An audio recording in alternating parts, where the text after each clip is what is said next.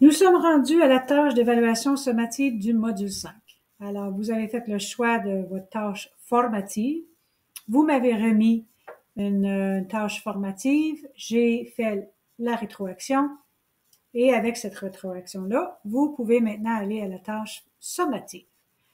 Donc, en prévision de ton admission à un programme d'études de travailleur social, de travail social, présente un portfolio faisant état de tes connaissances acquises dans ce domaine.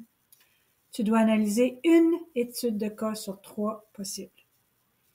Alors, présente ce travail dans un dossier ou un portfolio.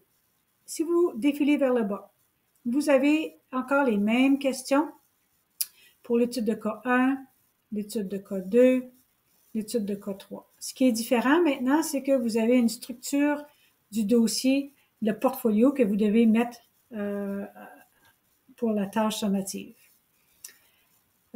Dépendamment de votre étude de cas que vous avez choisie, vous avez les éléments à mettre dans votre dossier, dans votre portfolio. Assurez-vous d'avoir des hypothèses. Assurez-vous d'avoir une conclusion à la fin et les solutions qui se rattachent à votre étude de cas. Il y a un exemple ici de portfolio que vous pouvez regarder. Bon,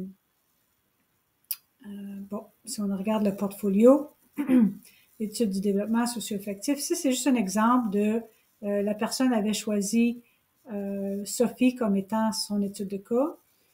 Puis, bon, la page titre, vous devez avoir une table des matières. Vous avez seulement une étude de cas, donc il n'y aura pas 2 sections. Et voici le portfolio, étude de cas, les éléments clés, l'hypothèse, les théories, les stratégies. Ça, c'est tous les éléments qui sont requises pour 5.1. Pour 5.2, c'est d'autres genres d'éléments. Puis pour 5.3, ça serait d'autres genres d'éléments aussi. Alors, ça, c'est juste un exemple.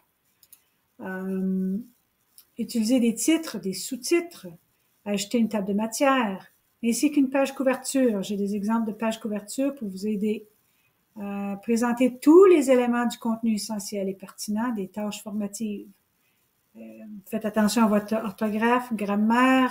Vous devez remettre une bibliographie, bien important. Et vous devez inclure la source de votre information directement où vous avez pris l'information dans votre portfolio. Si vous me notez une information d'une théorie quelconque qui vient directement de l'Internet, s'il vous plaît, inclure la source pour pas que ce soit du plagiat. Alors, ceci dit, un dossier, un portfolio, c'est un document écrit. Donc, vous n'avez pas besoin d'un outil de communication autre qu'un document Word ou un document Doc que vous allez me donner en PDF. Alors, si vous avez des questions, n'hésitez pas, la grille d'évaluation est là et la vidéo que je suis en train de faire, je vais l'insérer ici. Bonne journée!